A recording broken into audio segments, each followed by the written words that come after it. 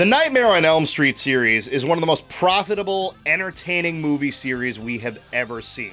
The first film was released in 1984 and it was a huge hit, with its creepy tone, its charismatic villain, and its amazingly 80s score.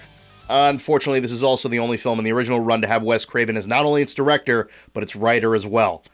And that's why the series' sequels pale in comparison. How's this for a wet dream? Now, don't get me wrong, I still like all these movies, and each director and writer that was attached to the sequels gave us a lot of good moments that just seemed to capture Freddy Krueger's spirit and character to varying degrees of success.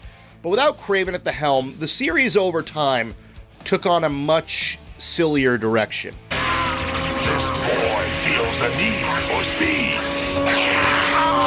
I think it's because a lot of the writers got carried away with the idea that since Freddy could attack you in your dreams, the kills should be a little bit more out of the realm of reality. So rather than the first film, which had all of its kills taking place in darkly lit reflections of real life, like the boiler room or the crowded alleyway, instead, you got some stuff like this.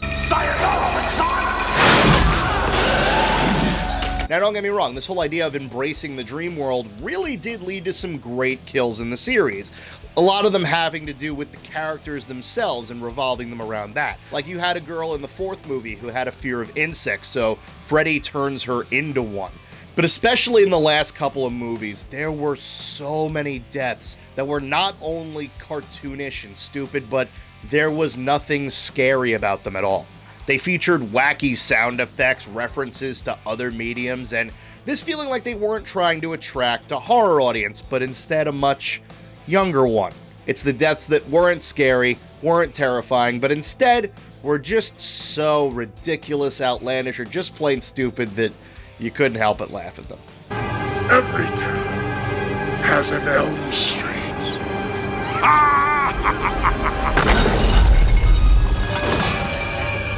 And yes, before you ask, all of these are going to be from Nightmares 4 through 6. Let's get started. Aren't you eating? I really don't feel up to it. Really, dear? You ought to try something. This is probably one of the more well-known deaths in the series, if you ask some fans, mostly because of the one-liner that precedes it.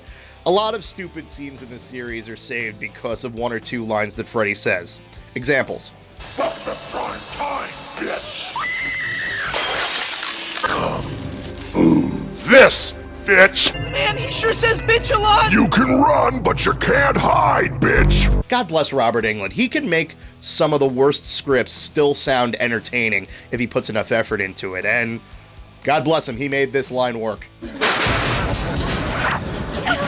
Bon appetit, bitch! Now, the scene starts off with the character Greta falling asleep at what I can only imagine as being the single biggest collection of wasps in history. Greta doesn't really feel much like eating, so Freddy force feeds her all the food at the table, while her parents and their snotty, douchebaggy friends egg Freddy on. Second helping!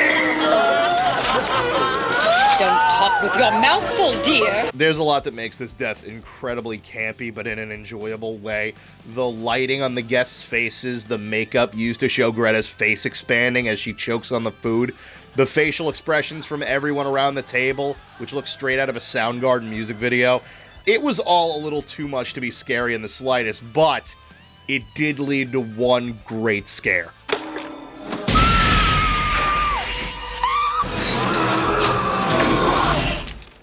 That is awesome. Next!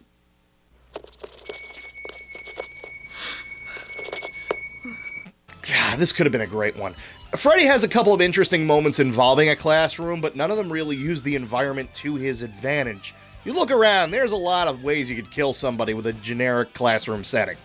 This one even starts off in a way that can be seen as really creative, with Freddy writing a threatening message into the notebook and trying to pull her face into it. That could have led to something cool. But then we got the awful payoff of Freddy just kind of walking up to her and, well... Wanna suck the face? No.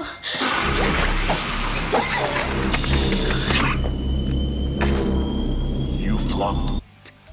I've tried to justify this. It's just lame. I just think that this death is really lame. It's really cartoonish. It's not scary in the slightest. Even that mannequin at the end looks more stupid and weird than anything.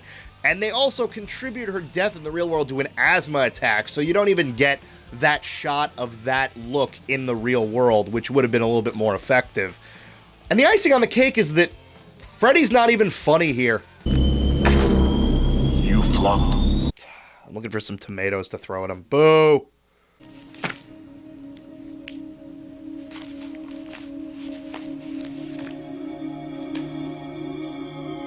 So you've got a kid in Nightmare 5 who's obsessed with comic books. Naturally, that would have something to do with the way he's killed off. So let's start by just sucking him into the book like it's reading Rainbow.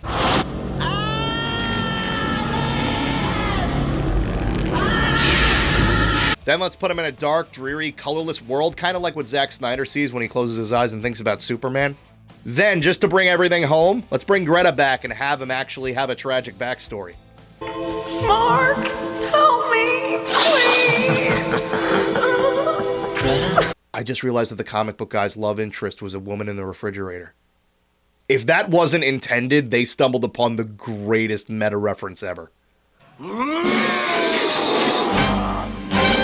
Time to die, you scar-faced limp dick! So the kid fights back by turning himself into a superhero. A purely Rob Liefeld superhero, but a superhero nonetheless.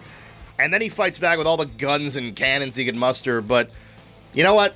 Sometimes the classics win out.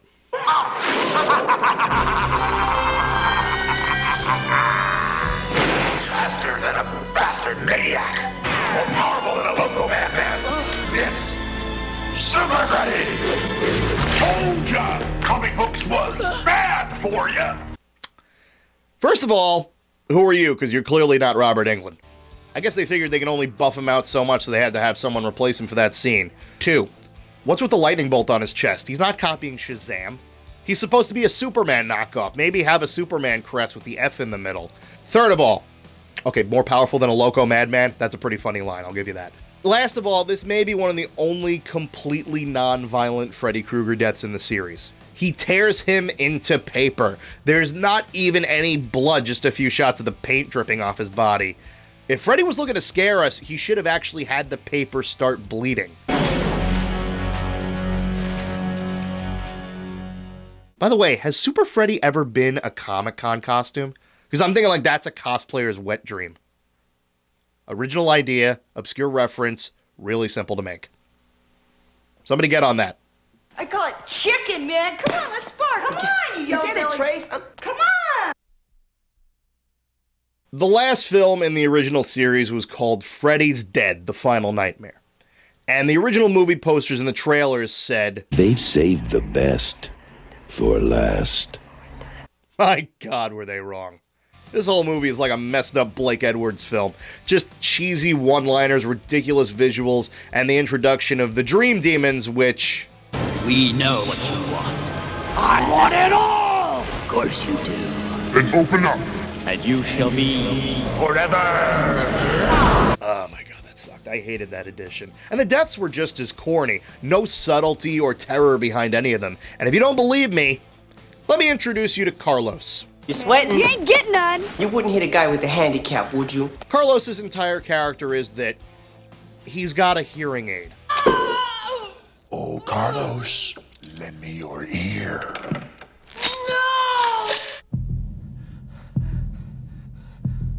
So naturally, when he makes it into the dream world, Freddy gives him a demonic hearing aid. I will repeat myself. Freddy Krueger gives a kid a demonic hearing aid.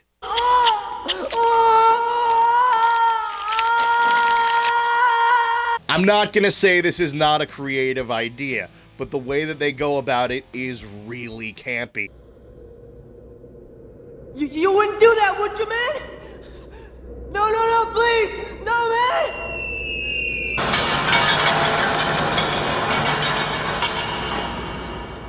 I feel the need to tell you that the woman who directed this movie, Rachel Talalay, is really good. She's written a few of my favorite Peter Capaldi Doctor Who episodes, but I really don't think that there's any explaining this.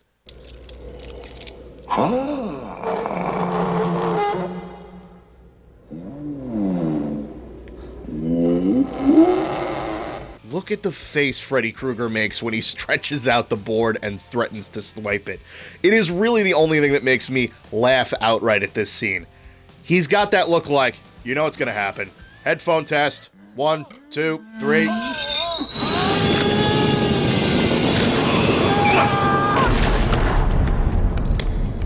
I would say that they could have done more with this character, but like I said, the character's entire backstory consisted of abusive parents and a hearing aid. So you know what, given the alternative, I'm glad they went with the ear thing. Nice hearing from you, Carlos. Oh, that was painful. Free me, you idiot! I'm your fucking memory! You know, Freddy's Dead did have a few good things going for it.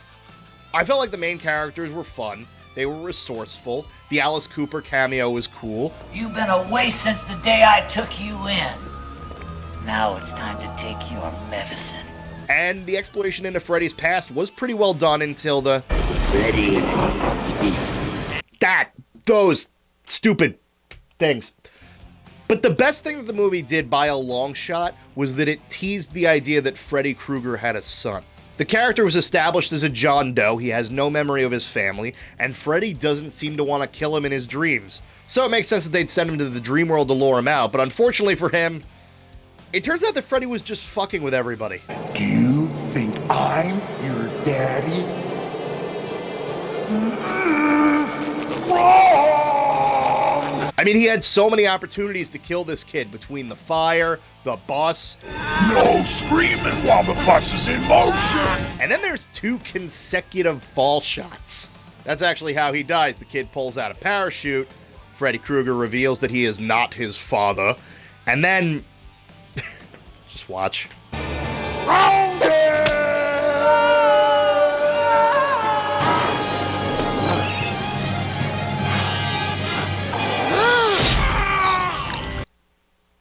It may be wrong for me to say this, but is it wrong that this is one of my favorite Freddy Krueger moments?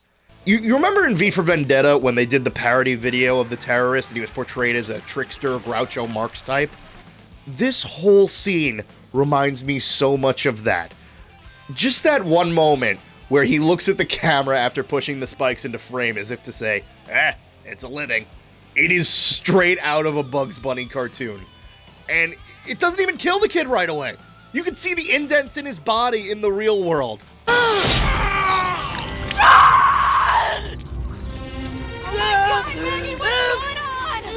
Even the real world is becoming a wacky parody of itself by the end of this movie, and that's not even bringing into account the silly-ass 3D stuff that it had going for it.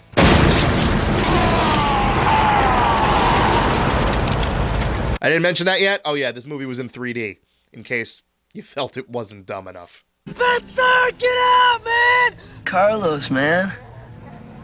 We were just looking for you. All right. Before we do this, I want you to remember the first time that you ever saw Freddy Krueger in the context of one of these films. Chances are you were at least a little scared. For me, it was during New Nightmare, during the Skin the Cat scene. Ever played Skin the Cat? It may have been a ripoff of the original Death with Tina in the first film, but goddammit, it was so terrifying to me. So hopefully, your first time seeing Freddy Krueger was just as scary, with him being shown as a terrifying, manipulative, monstrous villain. Anyway, here he is killing Breckenmeyer with a video game. Where am I? Jump away! In case you didn't catch on already, this is also from Freddy's Dead. Best for last, my ass. Although I love this movie for its camp, I really do, there are times where it completely abandons what makes Freddy Krueger Freddy. There's comedy, and then there's schlock. And this is the dumbest thing I've ever seen in a horror film, bar none. Oh, shit. First of all, it's bloodless, and it loses points there. Secondly, we don't actually see the death happen on screen. He falls down a hole.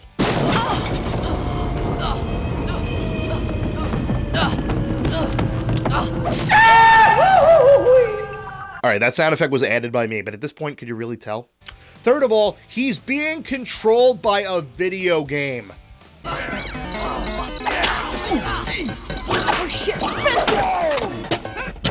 And then when he gets the controller ripped out of his hand, Freddy came prepared. Come on, John. Good job. Get out of here now, Theresa. Hey, you forgot the power glove! All right, I need to prepare for this. All together now.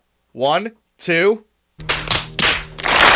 I swear to God, when the kid from The Wizard said, "I love the power glove, it's so bad," he was talking about this scene.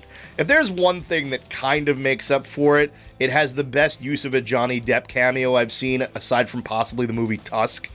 This is your brain on drugs. Questions? Yeah! What are you on? See, look, that's a thing about this character. Why couldn't he have been trapped in an anti-drug PSA?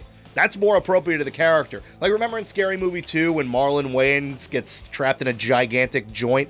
That type of stuff is the stuff that Freddy should be doing if he's willing to go this batshit crazy. Not a goddamn Nintendo endorsement. Now I'm playing with power! What else can I say? Freddy Krueger, firm supporter of the Power Glove. What do you know? I beat my high score. So that's what I consider the worst examples of Freddy Krueger's nightmare scenarios. And really, even at their worst, they're not that bad. Yes, they're dumb. Yes, they're cartoonish. But for the most part, the Nightmare on Elm Street series movies are still enjoyable. It never reached a point where it went into space or attached itself to a fake reality show or had Freddy appear on the Arsenio Hall show.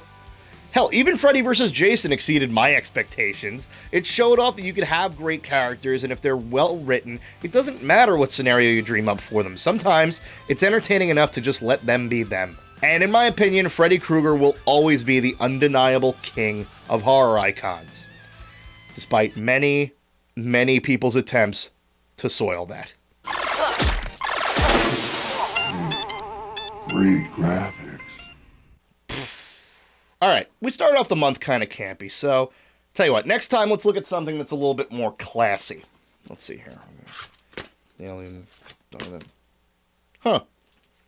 You like Huey Lewis in the News?